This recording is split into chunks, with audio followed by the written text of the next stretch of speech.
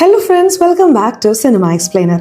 ഇന്ന് നമ്മൾ 2025 പുറത്തിറങ്ങിയ കില്ലർ ആർട്ടിസ്റ്റ് എന്ന തെലുങ്ക് സിനിമയെ കുറിച്ചിട്ടാണ് നോക്കാൻ പോകുന്നത്. ഒരു ഗ്രാമത്തിൽ നിന്ന് തുടർച്ചയായി യുവതികളെ കാണാതാവുന്നു. അവരെല്ലാവരും 2-3 ആഴ്ചകൾക്ക് ശേഷം ശവമായി വരികയാണ്.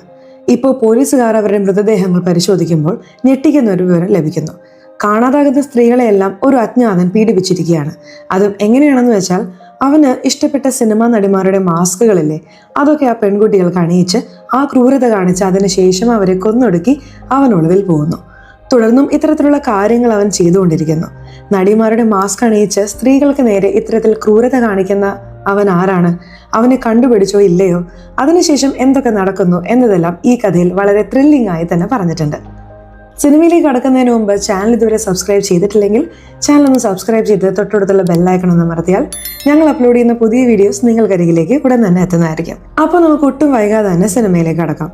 സിനിമയുടെ തുടക്കത്തിൽ തന്നെ ഒരു ഇൻസ്പെക്ടർ കോൺസ്റ്റബിളിനൊപ്പം വണ്ടിയിൽ വന്നുകൊണ്ടിരിക്കുകയാണ്. അവർക്ക് പിന്നാലെ ഒരു വാൻ വരുന്നുണ്ട്. ആ വാനിനുള്ളിൽ നാട് മുഴുവൻ തിരയുന്ന ഒരു ഭീകരനായ സൈക്കോയെ പിടികൂടി ജയിലിലേക്ക് വളരെ സുരക്ഷിതമായി കൊണ്ടുപോവുകയാണ്. അവൻ ഭയങ്കര സൈക്കോ ആയതുകൊണ്ട് തന്നെ അവൻ രക്ഷപ്പെടാതിരിക്കാൻ മുന്നിലിരിക്കുന്ന ഇൻസ്പെക്ടറും കോൺസ്റ്റബിളും ദൈവത്തോടൊക്കെ പ്രാർത്ഥിച്ച് വളരെ കരുതലോടെയാണ് നോക്കി കൊണ്ടുപോകുന്നത്. അതേസമയം ആ വാനിനുള്ളിൽ ഇരിക്കുന്ന ആ മോശം സൈക്കോയെ കാണിക്കുന്നു. ഇവിടെ നിന്ന് ഒരു കാട്ടിലൂടെയാണ് അവർ ജയിലിലേക്ക് പോകേണ്ടത്. ഇതൊരു അവസരമായി എടുത്ത് അവിടെയുള്ള പോലീസുകാരെ എല്ലാം അടിച്ചിട്ട് ആ സൈക്കോ രക്ഷപ്പെടാൻ നോക്കുന്നു. വാനിനുള്ളിൽ 6 പോലീസുകാരുണ്ട്. ആ 6 പേരെയും ആ സൈക്കോ അവന്റെ കൈ കൊണ്ട് തന്നെ കൊന്നൊടുക്കുന്നു. കുറച്ചു നേരത്തിനുള്ളിൽ ഇൻസ്പെക്ടർ കാർ മുന്നിൽ നിർത്തി ആ വാനിന്റെ വാതിൽ തുറന്നു നോക്കുമ്പോൾ പുറത്തിറങ്ങുന്ന സൈക്കോ ആ ഇൻസ്പെക്ടറെയും തോക്ക് കൊണ്ട് വെടിവെച്ച് അദ്ദേഹത്തിന്റെ തോക്കും എടുത്ത് അവിടെ നിന്ന് കാട്ടിലേക്ക് രക്ഷപ്പെടുന്നതായി കാണിക്കുന്നു. സോ ഇങ്ങനെ ഒരു ആകാംക്ഷയോടെയാണ് കഥ തുടങ്ങുന്നത്. ഏകദേശം 6 മണിക്കൂറിന് ശേഷം അവിടെ മാധ്യമങ്ങളും മറ്റു പോലീസുകാരും വരുന്നു. അവിടെ നടന്നതെല്ലാം കവർ ചെയ്യുന്നു. പ്രധാനമായും നാട് മുഴുവൻ തിരയുന്ന ആ സൈക്കോയെ ഇപ്പോഴാണ് പിടിച്ചത്. പക്ഷേ അതിനുള്ളിൽ അവൻ രക്ഷപ്പെട്ടല്ലോ. ഇങ്ങനെയാണോ ജോലി ചെയ്യുന്നത്? അവനെ ഇപ്പോൾ തിരികെ പിടിക്കും എന്നൊക്കെയുള്ള പല ചോദ്യങ്ങളും പോലീസിനോട് ചോദിക്കുന്നു. അവിടെ മറ്റൊരു പോലീസുകാരൻ ആരും ഭയപ്പെടേണ്ട കാര്യമില്ല, 24 മണിക്കൂറിനുള്ളിൽ അവനെ വെടിവെച്ചായാലും ഞങ്ങൾ പിടിക്കും എന്ന് പറയുന്നു. പൊതുജനങ്ങൾ കുറച്ച് ജാഗ്രത പാലിക്കണമെന്നും പറയുന്നു. ഈ സീൻ കട്ട് ചെയ്താൽ നമ്മുടെ ഹീറോയെ കാണിക്കുന്നു. നമ്മുടെ ഹീറോ ഗായത്രി എന്നൊരു പെൺകുട്ടിയെ ജീവന് തുല്യം സ്നേഹിക്കുന്നുണ്ട്. ഹീറോയ്ക്ക് അച്ഛനും അമ്മയും ഒന്നുമില്ല. അവന്റെ എല്ലാം കാമുകി ഗായത്രിയാണ്. ഗായത്രിയും തന്റെ അമ്മയോട് ഇന്ന് വന്ന് എന്നെ പെണ്ണ് ചോദിക്കാൻ നമ്മുടെ ഹീറോയോട് പറഞ്ഞിട്ടുണ്ട്. തന്റെ അമ്മയോട് കാമുകനായ ഹീറോയെ പറ്റി വളരെ അഭിമാനത്തോടെ പറയുന്നു. അവൻ പുകവലിക്കില്ല, മദ്യപിക്കില്ല, അവന് ചീത്ത ശീലങ്ങളൊന്നുമില്ല, നല്ല ജോലിയുണ്ട്, എന്നെ നന്നായി നോക്കും എന്നൊക്കെ പറയുമ്പോൾ ഹീറോയിന്റെ അമ്മയും നമ്മുടെ സ്റ്റാറ്റസ് എന്താണെന്ന് നിനക്കറിയില്ലേ, നമ്മൾ വിചാരിച്ചാൽ പുറത്തു പോയൊരു ബെൻസ് കാർ വരെ വാങ്ങാൻ പറ്റും, ഇതൊക്കെ നോക്കിയാണോ നീ ലവ് ചെയ്തത് എന്ന് ചോദിക്കുമ്പോൾ സ്റ്റാറ്റസ് അല്ലമ്മേ, പ്രണയമല്ലേ പ്രധാനം എന്ന് മകള് പറയുന്നു. അപ്പോഴാണ് അമ്മ ഒരു ചെറിയ കഥ പറയുന്നത്. മകളെ, ഞാനും അച്ഛനും എന്തിനാണ് ഡിവോഴ്സ് ചെയ്തതെന്ന് നിനക്കറിയാലോ. ഇതേപോലെ പ്രണയലഹരിയിൽ വീഴ്ത്തിയിട്ടാണ് അച്ഛനും എന്നെ വിവാഹം കഴിച്ചത്. എന്നാൽ വിവാഹശേഷം എന്നെ വളരെ മോശമായി വഞ്ചിച്ചു. അതിൽ മനം നൊന്താണ് ഇപ്പോൾ പിരിഞ്ഞ് ജീവിക്കുന്നത്. അതുകൊണ്ടാണ് പറയുന്നത് എന്നൊക്കെ പറയാണ്. പക്ഷെ ഹീറോയിന് അച്ഛനെയും ഇഷ്ടമാണ്, അമ്മയെയും ഇഷ്ടമാണ്. നിങ്ങൾക്കിടയിൽ എന്ത് അഭിപ്രായ വ്യത്യാസം ഉണ്ടെങ്കിലും അച്ഛൻ എന്നോട് സ്നേഹം കാണിക്കുന്നത് നിർത്തിയിട്ടില്ലല്ലോ അമ്മേ. അതുപോലെയാണ് എൻ്റെ കാമുകനും എന്നോട് സ്നേഹം വെച്ചിരിക്കുന്നത് എന്ന് പറയുന്നു. അങ്ങനെ കുറച്ച് സമയത്തിനുള്ളിൽ നമ്മുടെ ഹീറോയിൻ്റെ വീട്ടിലേക്ക് നമ്മുടെ ഹീറോ വരുന്നു. പക്ഷെ വരുമ്പോൾ തന്നെ ഒരു ബീഡി വലിച്ചുകൊണ്ടാണ് വരുന്നത്. അത് ഹീറോയിൻ്റെ അമ്മ കാണുന്നു. ബീഡി മാത്രമല്ലേ വലിക്കുന്നുള്ളൂ എന്ന് നോക്കിയാൽ ഉള്ളിൽ വന്ന ഉടനെ മദ്യപിച്ച മണം വേറെ വരുന്നുണ്ട്. ഇത് ഹീറോയിൻ്റെ അമ്മയ്ക്ക് ഒരുമാതിരി വെറുപ്പുണ്ടാക്കുന്നു. ഇപ്പോൾ ഹീറോയോട് നിന്റെ കുടുംബത്തെ പറ്റി പറയൂ എന്ന് ചോദിച്ച ഉടനെ എന്ത് കുടുംബം എന്ന് ചോദിച്ച് അവിടെ വെച്ച് ദേഷ്യപ്പെട്ട് ആ വീട്ടിൽ നിന്ന് നിങ്ങളുടെ മകളെ തന്നെ വേണ്ട എന്ന് പറഞ്ഞ് ഇറങ്ങിപ്പോകുന്നതായി കാണിക്കുന്നു. ഹീറോയിൻ്റെ അമ്മയ്ക്ക് ഭയങ്കര ഷോക്കാവുന്നുണ്ട്. ഹീറോയിനും അപ്പോഴാണ് തൻ്റെ അമ്മയോട് അവൻ്റെ ജീവിതത്തിൽ വലിയൊരു സംഭവം നടന്നു, അതുകൊണ്ടാണ് അവൻ ഇങ്ങനെ മാറിയതെന്ന് പറഞ്ഞ് കുറച്ച് മാസങ്ങൾക്ക് മുമ്പ് എന്താണ് നടന്നതെന്ന് പറയാൻ തുടങ്ങുന്നു. നമ്മുടെ ഹീറോയ്ക്ക് എല്ലാം അവൻ്റെ അനിയത്തി പ്രിയയാണ്. ചേട്ടൻ പ്രണയിക്കുന്ന കാര്യം പോലും അനിയത്തിക്ക് അറിയാം. അന്ന് അനിയത്തിയുടെ പിറന്നാളാണ്. പിറന്നാൾ ദിവസം ചേട്ടന്റെ മുഖം കണ്ടുകൊണ്ടാണ് കണ്ണു തുറക്കുക എന്ന് പറഞ്ഞ് അവൾ ബെഡിൽ തന്നെ കിടക്കുന്നുണ്ടായിരുന്നു. അതിനുശേഷം ചേട്ടൻ കൈകൊണ്ട് ഉണ്ടാക്കി കൊടുത്ത ഭക്ഷണം കഴിച്ചിട്ടാണ് അവൾ കോളേജിലേക്ക് പോകുന്നത്. നമ്മുടെ ഹീറോയുടെ എതിർ വീട്ടിലെ ഒരു ചേച്ചിക്ക് കുറെ നാളായി ഹീറോയോട് ഒരു കാര്യം പറയണമെന്ന് ആഗ്രഹമുണ്ട്. ഒരു ദിവസം അനിയത്തി ഇല്ലാത്ത സമയം നോക്കി നമ്മുടെ ഹീറോയോട്, ചേട്ടാ നിങ്ങളുടെ അനിയത്തി കോളേജിൽ പോയി വരുമ്പോഴെല്ലാം ഒരു റൗഡി പയ്യൻ ഇടയിൽ വന്ന് അനിയത്തിയോട് ശല്യം ചെയ്യുന്നുണ്ട് എന്ന് പറയുന്നു. ഇത് കേട്ട ആ റൗഡി പയ്യനുമായി നമ്മുടെ ഹീറോ പോയി വഴക്കിടുന്നതൊക്കെ കാണിക്കുന്നു. ഈ വിവരം ഹീറോയുടെ അനിയത്തിയും അറിയുന്നു. സത്യത്തിൽ ആ റൗഡി പയ്യനെ അനിയത്തിക്ക് ഇഷ്ടമാണ്. എന്നോട് അവനെ ഇഷ്ടമാണോ അല്ലയോ എന്ന് ചോദിക്കാതെ തന്നെ ചേട്ടൻ പോയി വഴക്കുണ്ടാക്കി വന്നല്ലോ എന്ന് അവൾ വിഷമിക്കുന്നു. എൻ്റെ പ്രണയം ചേട്ടനോട് പറഞ്ഞ് മനസ്സിലാക്കാമെന്ന് വിചാരിക്കുമ്പോഴാണ് TV-യിൽ വേറൊരു ന്യൂസ് വരുന്നത്. അതായത് അനിയത്തിയെ വേറൊരു പയ്യൻ സ്നേഹിച്ചതുകൊണ്ട് ഒരു ചേട്ടൻ ദേഷ്യം വന്ന് ആ പയ്യനെ റോട്ടിലിട്ട് വെട്ടിക്കൊന്ന് ഇപ്പോൾ ജയിലിൽ പോയി എന്നൊരു വാർത്ത വരുന്നുണ്ട്. അത് കണ്ടതും ഹീറോയുടെ അനിയത്തിക്ക് ചെറിയൊരു പേടി വന്ന് അത് പറയാതെ വിടുന്നു. അങ്ങനെ ഒരു സമയത്താണ് നമ്മുടെ ഹീറോ ജോലി കഴിഞ്ഞ് വീട്ടിലേക്ക് വരുന്നതിന് മുൻപ് തന്നെ അനിയത്തി വീട്ടിലേക്ക് വരുമ്പോൾ ഫ്രൈഡ് റൈസ് വാങ്ങിയിട്ട് വരാൻ ഫോണിൽ വിളിച്ച് പറയുന്നത്. അപ്പോൾ ആ വീട്ടിൽ പെട്ടെന്ന് കറണ്ട് പോകുന്നുണ്ട്. അനിയത്തിക്ക് എന്തോ അപകടം നടക്കുന്നുണ്ട്. കുറച്ച് സമയത്തിന് ശേഷം അതേ വീട്ടിലേക്ക് നമ്മുടെ ഹീറോ കയറുമ്പോൾ തന്നെ അവിടെ ഒരു സംഘർഷം നടന്നതുപോലെയുണ്ട്. എന്താണെന്ന് റൂമിൽ പോയി നോക്കിയാൽ അവിടെ അനിയത്തി വളരെ പരിതാപകരമായ അവസ്ഥയിൽ കിടക്കുകയാണ്. ഹീറോയ്ക്ക് അവിടെ എന്ത് ചെയ്യണമെന്ന് അറിയില്ല. അനിയത്തിക്ക് എന്തു പറ്റിയെന്ന് മനസ്സിലാകാതെ അവിടെ നിന്ന് അനിയത്തിയെ എടുത്തുകൊണ്ട് ആശുപത്രിയിലേക്ക് ഓടുന്നു. അനിയത്തിയുടെ ശരീരം പരിശോധിക്കുന്ന ഡോക്ടറും നിങ്ങളുടെ അനിയത്തിയെ ആരോ പീഡിപ്പിച്ചിട്ടുണ്ട്, അവളെ രക്ഷിക്കാൻ വളരെ പ്രയാസമാണ് എന്ന് പറയുന്നു. അനിയത്തിയുടെ അടുത്തേക്ക് വരുമ്പോൾ ചേട്ടാ എനിക്ക് തീരെ വയ്യ, ഞാനില്ലാതെ സുരക്ഷിതമായിരിക്കണം എന്ന് പറഞ്ഞ് അവളും കണ്ണടയ്ക്കുന്നു. അങ്ങനെ ഹീറോയുടെ കൺമുന്നിൽ വെച്ച് തന്നെ അനിയത്തിയുടെ ജീവൻ പോവുകയാണ്. അനിയത്തിയെ ആരാണ് ഇങ്ങനെ ചെയ്തത്, അവിടെ എന്താണ് നടന്നത് എന്നൊന്നും ഹീറോയ്ക്ക് ഒന്നും മനസ്സിലായിട്ടുണ്ടായിരുന്നില്ല. അതിനാലാണ് ഹീറോ മൊത്തത്തിൽ തകർന്നു പോയിട്ടുള്ളത്. അതിനുശേഷമാണ് ഈ മദ്യപാനത്തിനും പുകവലിക്കും അടിമയായി അവന്റെ ജീവിതം തന്നെ അടുത്തൊരു മാസം കൊണ്ട് ഭയങ്കരമായി മാറിയത്. നമ്മുടെ ഹീറോയെ എത്രയോ സമാധാനിപ്പിക്കാൻ ശ്രമിച്ചു, പക്ഷെ അവന് സമാധാനമാകുന്നില്ല. അപ്പോഴാണ് നമ്മുടെ ഹീറോ TV കണ്ടുകൊണ്ടിരിക്കുമ്പോൾ ഓപ്പണിംഗ് സീനിൽ ഒരു സൈക്കോയെ പറ്റി പറഞ്ഞല്ലോ. അതായത് യുവതികളെ തട്ടിക്കൊണ്ടുപോയി അവർക്കെല്ലാം ഹീറോയിന്റെ മാസ്ക് ഇട്ട് അവരുടെ ജീവിതം അവസാനിപ്പിക്കുന്ന ആ സൈക്കോ ഇപ്പോൾ അറസ്റ്റിലായി. പോലീസുകാർ അവനെ കണ്ടുപിടിച്ചു, ജയിലിൽ അടച്ചു എന്നൊരു വാർത്ത വരാണ്. അത് കണ്ടിട്ട് ഹീറോയ്ക്ക് ഒരു സംശയം വരുന്നു. ഒരു പക്ഷേ ഈ സൈക്കോ തന്നെയാണോ നമ്മുടെ അനിയത്തിയെയും എന്തെങ്കിലും ചെയ്തിട്ടുണ്ടാവുക എന്ന് കരുതി അനിയത്തിയുടെ റൂമിലേക്ക് വരുന്നു. അവിടെ എന്തെങ്കിലും ക്ലൂ കിട്ടുമോ എന്ന് നോക്കിയപ്പോൾ അനിയത്തിയുടെ റൂമിലെ ബെഡിനടിയിൽ ഒരു ഹീറോയിന്റെ മാസ്ക് ഇരിക്കുന്നു. അത് കണ്ട ഉടനെയാണ് ഹീറോയ്ക്ക് മനസ്സിലാവുന്നത്. അപ്പോൾ ഈ സൈക്കോ തന്നെയാണ് നമ്മുടെ അനിയത്തിയെ ഇങ്ങനെ ചെയ്തതെന്ന് മനസ്സിലാക്കി അവൻ പൊട്ടിക്കരയുന്നു. ഇപ്പോൾ ആ സൈക്കോ പ്രസ് മീറ്റിൽ ഞാനൊരു ആർട്ടിസ്റ്റാണ്, ഇങ്ങനെ ചെയ്യുന്നതെല്ലാം ആസ്വദിച്ചിട്ടാണ് ചെയ്യുന്നത് എന്ന് വളരെ ധൈര്യത്തോടെ തന്നെ അഭിമുഖം നൽകുന്നത് നമ്മുടെ ഹീറോയ്ക്ക് ഭയങ്കര ദേഷ്യം ഉണ്ടാക്കുന്നു. എങ്ങനെയെങ്കിലും ഇതിന് പ്രതികാരം ചെയ്യണം, അവന്റെ കഥ ജയിലിനുള്ളിൽ പോയി തന്നെ തീർക്കണം എന്ന് കരുതുന്നു. അതിനുശേഷം ഒരു ചെറിയ പെറ്റി കേസിൽ നമ്മുടെ ഹീറോ അറസ്റ്റിലായി ആ ജയിലിനുള്ളിൽ വരുന്നു. അവിടെ സെല്ലിലുള്ള ആ സൈക്കോയെയും കാണുന്നു. ഹീറോ ഒളിപ്പിച്ചു വെച്ച ഒരു ലൈറ്റർ എടുത്തുകൊണ്ട് വരുന്നുണ്ട്. ആ ലൈറ്റർ സൈക്കോയുടെ മേലേക്ക് എറിഞ്ഞ് അവന്റെ കഥ ജയിലിനുള്ളിൽ തന്നെ തീർക്കാൻ നോക്കുന്നു. പക്ഷെ അതിനുള്ളിൽ പോലീസ് കണ്ടുപിടിക്കുന്നു. ഹീറോ ഇതിനു വേണ്ടിയിട്ടാണ് ജയിലിനുള്ളിൽ വന്നതെന്ന് പറഞ്ഞ് ഹീറോയെ അവിടെ നിന്ന് റിലീസ് ചെയ്ത് വിടുന്നു. സോ ഇപ്പോൾ ഈ കഥയെല്ലാം പറഞ്ഞുകൊണ്ട് നമ്മുടെ ഹീറോയിനും അമ്മയോട് ഇതുകൊണ്ടാണ് അവൻ ഇങ്ങനെ മാറിയത് എന്ന് പറഞ്ഞ് അവസാനിപ്പിക്കുന്നു. അതിനുശേഷം വരുന്ന ദിവസങ്ങളിൽ നമ്മുടെ ഹീറോ ഒരു സ്ഥലത്തിരുന്ന് മദ്യപിക്കുമ്പോൾ അവിടെ വന്ന് അവനെ സമാധാനിപ്പിക്കുന്നു. നീ ഇത്രയും നാൾ നിന്റെ അനിയത്തിയെ ഓർത്ത് ഇങ്ങനെ ഇരുന്നു, അതേപോലെ നിന്റെ അനിയത്തിയെ ഇങ്ങനെ ചെയ്തവനെ പ്രതികാരം ചെയ്യണമെന്ന് വിചാരിച്ചപ്പോൾ അത് നിനക്ക് ചെയ്യാൻ പറ്റിയില്ല. നീ മൂവ് ഓൺ ആക്, നിനക്കായി ഞാനുണ്ട്. നാളെ എൻ്റെ പിറന്നാളാണ്, വീട്ടിലേക്ക് വാ, അമ്മ നിന്നെ കാണണമെന്ന് പറഞ്ഞു. വന്ന് അമ്മയോട് സംസാരിക്കാം, നമുക്ക് കല്യാണം കഴിക്കാം, പുതിയൊരു ജീവിതം തുടങ്ങാം എന്നൊക്കെ പറഞ്ഞ് പോവാണ്. അതേ സമയത്താണ് നമ്മുടെ ഹീറോ അവിടെ മറ്റൊരു പ്ലാൻ ഇടുന്നത്. ഓപ്പണിംഗ് സീനിൽ ഒരു സൈക്കോ ജയിലിലേക്ക് കൊണ്ടുപോകുന്ന വഴിയിൽ രക്ഷപ്പെട്ടു പോയല്ലോ. പോകുമ്പോൾ ഒരു ഇൻസ്പെക്ടറെ വെടിവെച്ചിട്ടാണ് പോയത്. ആ ഇൻസ്പെക്ടർ ഇപ്പോൾ ഒരു ഹോസ്പിറ്റലിൽ അഡ്മിറ്റ് ആയിട്ടുണ്ടായിരുന്നു. ഒരു പക്ഷേ അദ്ദേഹത്തിനും ആ സൈക്കോയ്ക്കും തമ്മിൽ എന്തെങ്കിലും ഡീലിംഗ് ഉണ്ടാകാം. അദ്ദേഹത്തിന് ആ സൈക്കോയെ പറ്റിയുള്ള വിവരങ്ങൾ അറിയാം, കാരണം അദ്ദേഹത്തെ വെടിവെച്ചിട്ടാണല്ലോ സൈക്കോ രക്ഷപ്പെട്ടത്. അതുകൊണ്ട് അദ്ദേഹത്തെ തട്ടിക്കൊണ്ടുവന്നാൽ നമുക്ക് ആ സൈക്കോയെ പറ്റി ചില ക്ലൂ കിട്ടും എന്ന് പറഞ്ഞ് ഇപ്പോൾ നമ്മുടെ ഹീറോ അദ്ദേഹത്തിന്റെ സുഹൃത്തുക്കളുമായി വന്ന് ആ ഹോസ്പിറ്റലിലുള്ള ഇൻസ്പെക്ടറെ വളരെ രഹസ്യമായി തട്ടിക്കൊണ്ടുപോകുന്നു. ഇപ്പോൾ അടുത്ത ദിവസം ആവുന്നുണ്ട്. അന്ന് നമ്മുടെ ഹീറോയിന്റെ പിറന്നാളാണ്.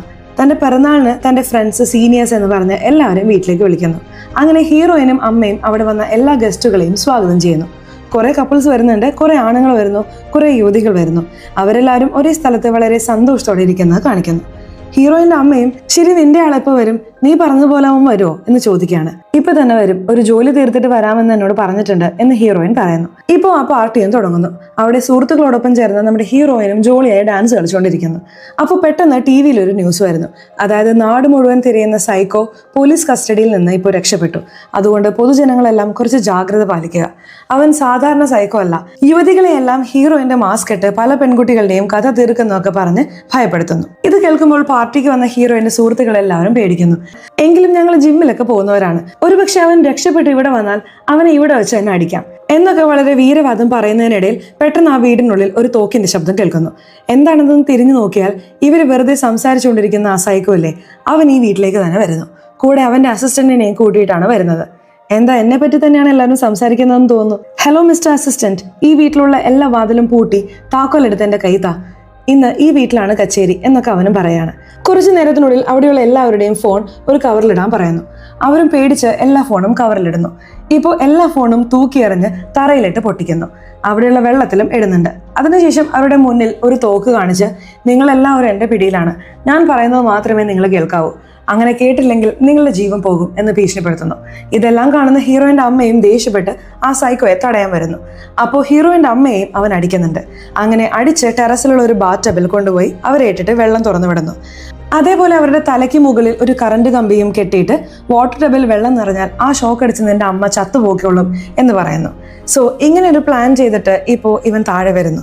എന്താ നോക്കുന്നത്, ഞാനൊന്നും വെറുതെ തമാശക്കല്ല എല്ലാവരെയും കൊല്ലുമെന്ന് പറഞ്ഞത്, സത്യമായിട്ടും കൊന്നു കളയും. ശരി വാ, എല്ലാവർക്കും ഒരു ഗെയിം കളിക്കാം. എടാ എനിക്ക് ഇഷ്ടപ്പെട്ട ഗെയിം ഏതാ? ഒളിച്ചുകളി. എന്നാൽ ഒളിച്ചുകളി കളിക്കാം. നീ തനിയെ വന്നിരിക്കെ, നീ ഗെയിമിലില്ല. ശരി, ആരാണ് ക്യാച്ചറായി നിൽക്കുന്നത്? അവിടെ ലക്ഷ്മി എന്നൊരു സ്ത്രീയുണ്ട്. അവരോട് കണ്ണുമൂടി നിൽക്കാൻ പറയുന്നു. ഇപ്പോൾ അവിടെയുള്ള എല്ലാവരോടും പോയി ഒളിക്കാൻ പറയുന്നു. ഇപ്പോൾ ആ ലക്ഷ്മിയോട് നീ ആദ്യം ആരെയാണോ കണ്ടുപിടിക്കുന്നത് ആ ആളുടെ കൂടെ നിനക്ക് വീട്ടിലേക്ക് പോകാം എന്ന് ആ വില്ലൻ പറയുന്നു. ഇപ്പോൾ ലക്ഷ്മിയും അങ്ങനെ എല്ലാവരെയും തിരയാൻ തുടങ്ങുന്നു. ലക്ഷ്മി അവരുടെ ഭർത്താവിനൊപ്പമാണ് ആ വീട്ടിലേക്ക് വന്നത്. അങ്ങനെ ഭർത്താവിനെ തന്നെ ആദ്യം കണ്ടുപിടിക്കുമ്പോൾ അവർക്കും വലിയ സന്തോഷം. ആ സൈക്കോ വില്ലൻ അവളുടെ അടുത്ത് വന്നിട്ട് സാരമില്ല, സൂപ്പറായി കണ്ടുപിടിച്ചു, നിനക്ക് ഞാനൊരു ഗിഫ്റ്റ് തരുമല്ലോ എന്ന് പറഞ്ഞ് ഒരു സ്പൂൺ എടുത്ത് അവിടെ നമ്മുടെ ലക്ഷ്മിയുടെ ഭർത്താവിനെ കൊന്നുകളയാണ്. ലക്ഷ്മിയുടെ കൺമുന്നിൽ വെച്ചാണ് അത് നടക്കുന്നത്. ഇപ്പോൾ അതും അവിടെ ഒളിച്ചിരുന്ന ഹീറോയിന്റെ മറ്റു സുഹൃത്തുക്കളെല്ലാം കാണുന്നു. അപ്പോഴാണ് ഈ സൈക്കോ എത്ര ക്രൂരനാണെന്ന് അവർക്ക് മനസ്സിലാവുന്നത്. വേണ്ട, ദയവ് ചെയ്ത് എല്ലാവരും വിട് പ്ലീസ്, അവരൊക്കെ എൻ്റെ ഗസ്റ്റ് ആണ്, അവരെ ഇങ്ങനെ ചെയ്യല്ലേ എന്ന് എത്ര കെഞ്ചിയാലും ആ വില്ലൻ കേൾക്കുന്നില്ല. അതേ സമയത്ത് ഇവിടെ നമ്മുടെ ഹീറോ ഉണ്ടല്ലോ, അവൻ ഇൻസ്പെക്ടറെ തട്ടിക്കൊണ്ടുവന്നില്ലേ, ആ ഇൻസ്പെക്ടർ ആണെങ്കിൽ മയക്കത്തിലാണ്. അദ്ദേഹത്തിന് ബോധം വന്നാലേ അദ്ദേഹത്തോട് ഈ സത്യങ്ങളെല്ലാം ചോദിച്ചറിയാൻ പറ്റും. സോ അതിനായും വെയിറ്റ് ചെയ്തുകൊണ്ടിരിക്കുകയാണ്. അതിനുള്ളിൽ ഈ വില്ലനും വീണ്ടും വീണ്ടും അവിടെ ഈ ഒളിച്ചുകളി കളിക്കാൻ പറയുന്നു. അങ്ങനെ എല്ലാവരെയും ഒളിപ്പിച്ചു വെച്ച് അതിൽ ആദ്യം കണ്ടുപിടിക്കുന്ന ഓരോരുത്തരെയും അവൻ കൊന്നു തള്ളിക്കൊണ്ടേയിരുന്നു. ഇങ്ങനെ ഒരു സമയത്ത് ആ ഇൻസ്പെക്ടർ ഉണ്ടല്ലോ, അദ്ദേഹം കണ്ണു തുറക്കുന്നു. ഇപ്പോൾ ഈ ഇൻസ്പെക്ടറുടെ ഹീറോയും ഒരു സൂചി എടുത്ത് ഇതൊരു വിഷസൂചിയാണ്, ഇത് ഞാൻ നിന്റെ ഉള്ളിൽ കുത്തിയാൽ നീ മരിച്ചു പോകും, ഇത് ഞാൻ കുത്താതിരിക്കണമെങ്കിൽ നിനക്കും ആ സൈക്കോയ്ക്കും തമ്മിൽ എന്ത് ഡീലിംഗ് ആണുള്ളത്, സത്യം പറ എന്ന് ചോദിക്കുന്നു. അപ്പോഴാണ് ആ ഇൻസ്പെക്ടർ ഒരു സത്യം പറയുന്നത്. സൈക്കോയുടെ പേര് രവി, എനിക്ക് അവനെ നേരത്തെ അറിയാം. സത്യത്തിൽ അന്ന് ആ പോലീസ് ജീപ്പിൽ നിന്ന് അവനെ രക്ഷപ്പെടാൻ സഹായിച്ചത് ഞാൻ തന്നെയാണ്. ഈ സൈക്കോ കുറെ പോലീസിനെ കൊല്ലുന്നതായി കാണിച്ചിട്ടുണ്ടായിരുന്നല്ലോ. അപ്പോൾ ആ പോലീസിനെയൊക്കെ കൂടെ ചേർന്ന് ഈ ഇൻസ്പെക്ടറും അദ്ദേഹത്തിന്റെ തോക്ക് കൊണ്ട് വെടിവെച്ച് കൊന്നിട്ടുണ്ടായിരുന്നു.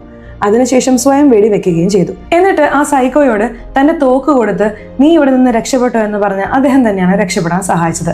അങ്ങനെ അതോടൊപ്പം ചേർന്ന് ചില ഭയങ്കരമായ സത്യങ്ങളും ഈ സിനിമയുടെ വലിയ ട്വിസ്റ്റും അവിടെ നമ്മുടെ ഹീറോയോട് ആ ഇൻസ്പെക്ടർ പറയുന്നു. ആ വലിയ ട്വിസ്റ്റ് കുറച്ച് നേരത്തിനുള്ളിൽ ഞാൻ തന്നെ റിവീൽ ചെയ്യാം. അതിനു മുമ്പ് ഇവിടെ ഈ സൈക്കോ ഉണ്ടല്ലോ, അവൻ ഏകദേശം ആ വീട്ടിലുള്ള എല്ലാ സുഹൃത്തുക്കളെയും കൊന്നൊടുക്കുന്നു. 1-2 പേര് മാത്രമാണ് ബാക്കിയുള്ളത്. അവരുടെ കൂടെ ഹീറോയിനും ബാക്കിയുണ്ട്. അങ്ങനെ ഒരു അഴിഞ്ഞാട്ടം നടത്തിക്കൊണ്ടിരിക്കുമ്പോൾ ഹീറോയിന്റെ അമ്മയും ആ ബാറ്റബ് നിറഞ്ഞ് അവർക്ക് ബോധം വന്ന് ഭാഗ്യത്തിന് അതിൽ നിന്ന് രക്ഷപ്പെടുന്നു. അങ്ങനെ അവർ രക്ഷപ്പെട്ട് താഴെ വരുന്നുണ്ട്. അതും ആ സൈക്കോ കാണുന്നുണ്ട്. അപ്പോൾ വാതിലിൽ മുട്ടുന്ന ശബ്ദം കേൾക്കുന്നു. വാതിൽ തുറന്നു നോക്കിയാൽ അവിടെ നമ്മുടെ ഹീറോ വന്ന് നിൽക്കുകയാണ്. വന്ന ഉടനെ ആ സൈക്കോയിൽ നിന്ന് നമ്മുടെ ഹീറോയിനെയും അമ്മയെയും ഹീറോ രക്ഷിക്കുന്നു. അവനെ അടിച്ച് തകർക്കുന്നുണ്ട്. അവന്റെ അസിസ്റ്റന്റിനെയും ഹീറോ കൊല്ലുന്നു. ആ സമയത്ത് തന്നെ അതേ വീട്ടിലേക്ക് നമ്മുടെ ഹീറോയിന്റെ അച്ഛനുണ്ടല്ലോ, അദ്ദേഹം വരുന്നതായി കാണിക്കുന്നു. സ്വന്തം മകളെ കണ്ടിട്ട് ഒന്നുമില്ല മോളെ, അച്ഛൻ വന്നില്ലേ, എല്ലാം ശരിയായി, ഒന്നുമില്ല, പോലീസിനെയും വിളിച്ചിട്ടുണ്ട്, ഇപ്പൊ കുറച്ചു നേരത്തിനുള്ളിൽ ഈ സൈക്കോയെ വന്ന് അറസ്റ്റ് ചെയ്തോളും എന്ന് പറയുമ്പോൾ അതുവരെ സൈക്കോയെ അടിച്ചുകൊണ്ടിരുന്ന ഹീറോ പെട്ടെന്ന് നമ്മുടെ ഹീറോയിന്റെ അച്ഛനായിട്ട് അടിക്കാൻ തുടങ്ങുന്നു. ഹീറോയിന് അവിടെ ഒന്നും മനസ്സിലാവുന്നില്ല. എടാ നിർത്തടാ, എന്തിനാണ് എൻ്റെ അച്ഛനെ അടിക്കുന്നത്, അദ്ദേഹത്തെ വിടടാ എന്ന് പറഞ്ഞ് അവൾ കരയാൻ തുടങ്ങുന്നു. അതൊന്നും ചെവിയിലെടുക്കാതെ ഹീറോ അടിച്ചുകൊണ്ടേയിരിക്കുകയാണ്. അപ്പോഴാണ് അവിടെ വലിയൊരു ട്വിസ്റ്റ് റിവീൽ ആവുന്നത്.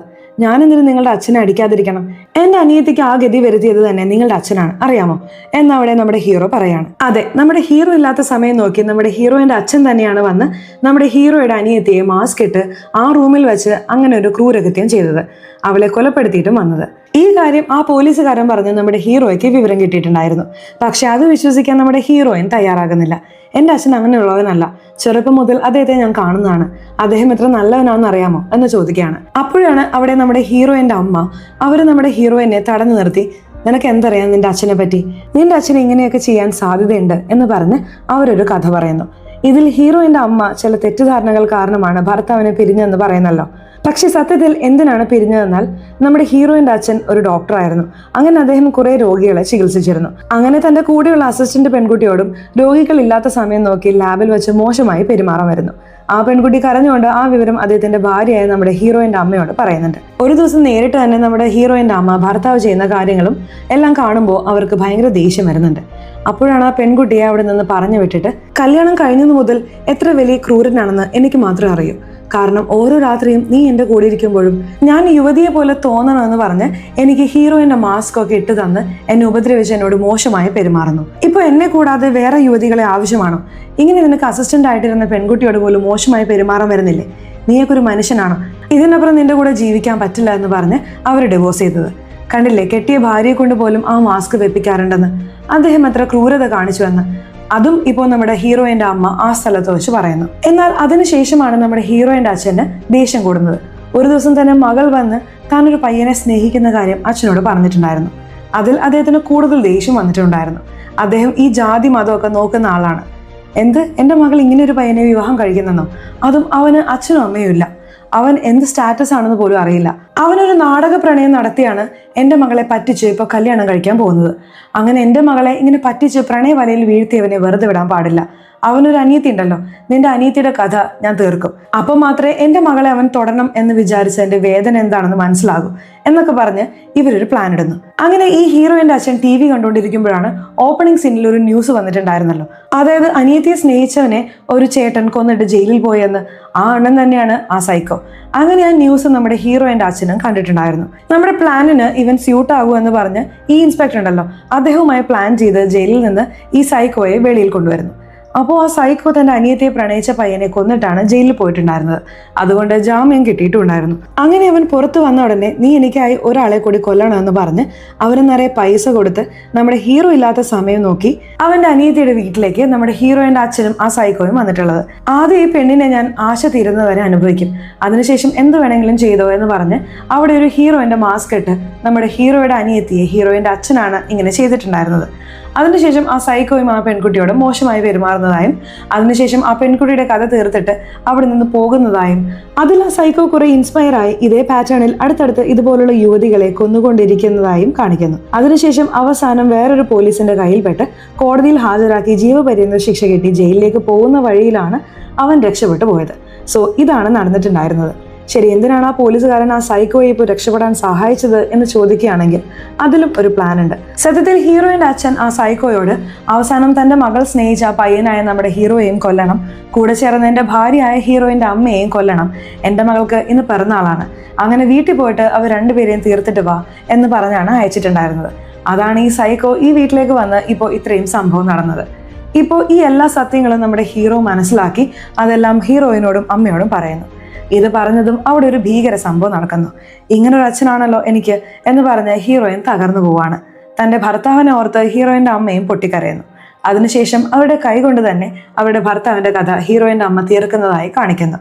അതേസമയത്ത് ഈ സൈക്കോ ഉണ്ടല്ലോ, ആ സൈക്കോയുടെ അനിയത്തി ഒരാളുണ്ടല്ലോ, അങ്ങനെ അവരുടെ അനിയത്തിയുടെ കാമുകനെയാണല്ലോ കല്യാണ സമയത്ത് ഈ സൈക്കോ കൊന്നത്. അങ്ങനെ ആ അനിയത്തി അവിടെ വരികയാണ്. ചേട്ടനായ സൈക്കോയുടെ കഥ അവർ തന്നെ തീർക്കുന്നതായി അവിടെ കാണിക്കുന്നു. ഇപ്പോൾ ഈ പ്രണയത്തിന് വേണ്ടിയിട്ടാണ് ഇവിടെ ഇത്ര വലിയ കലാപം പൊട്ടി പുറപ്പെട്ടത് എന്ന് പറഞ്ഞ് ഇപ്പോൾ ഈ എല്ലാ കേസ് ഫയലും അവസാനിപ്പിക്കുന്നു. ഹീറോയും തൻ്റെ അനിയത്തിയുടെ മരണത്തിന് തക്കതായ പ്രതികാരം ചെയ്യുന്നു. ഇപ്പോൾ നമ്മുടെ ഹീറോയിനെ കല്യാണം കഴിക്കുകയാണ്. അവരവരുടെ ജീവിതം സന്തോഷമായി ജീവിക്കുന്നതായും അറ്റ് ലാസ്റ്റ് ആ ഹോസ്പിറ്റലിൽ നിരീക്ഷണത്തിലിരിക്കുന്ന ആ ഇൻസ്പെക്ടർക്ക് നെഞ്ചുവേദന വന്ന് അദ്ദേഹം മരിക്കുന്നതായും കാണിച്ച് ഈ കഥ അവസാനിക്കുന്നു. സിനിമ എങ്ങനെയുണ്ടായിരുന്നു? ഇഷ്ടപ്പെട്ടോ? സിനിമയെ കുറിച്ചിട്ടുള്ള നിങ്ങളുടെ അഭിപ്രായങ്ങൾ തീർച്ചയായിട്ടും കമന്റ് ബോക്സിൽ രേഖപ്പെടുത്തണേ. അതുപോലെ ചാനൽ ഇതുവരെ സബ്സ്ക്രൈബ് ചെയ്തിട്ടില്ലെങ്കിൽ ചാനൽ ഒന്ന് സബ്സ്ക്രൈബ് ചെയ്ത് ഈ വീഡിയോ ഇഷ്ടപ്പെട്ടാൽ തീർച്ചയായിട്ടും ഒരു ലൈക്ക് കൂടി തരാൻ മറക്കല്ലേ. സോ ഇനി അടുത്തൊരു വീഡിയോയുമായി വരുന്നത് വരെ ബൈ.